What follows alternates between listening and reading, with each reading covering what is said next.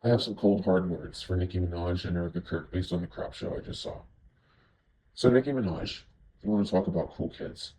You haven't been a relevant name in anyone's mouth since back when cool kids actually mattered to people.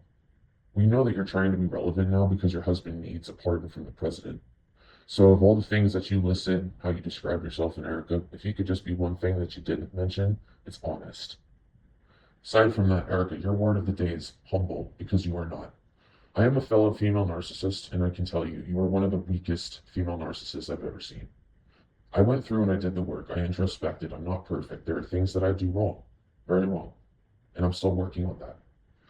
But I can tell when somebody else has not done any work on themselves, and I'm hereby calling you out for that.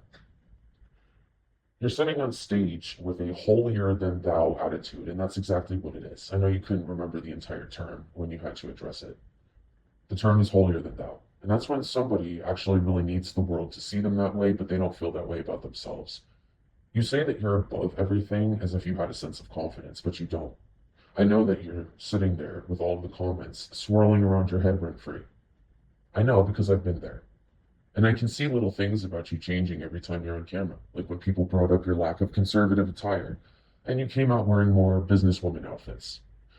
Then, when people mentioned you weren't grieving, you weren't showing any emotion, you started to show up with more talking points about emotional aspects of your life and your children, trying to weaponize them to get you empathy.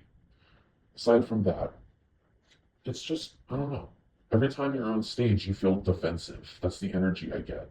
Very defensive. Oh, ha ha, I have to sit now and make jokes about the people who mentioned my hug with JD Vance. Oh, ha ha. Because you want them to look like something that we ridicule.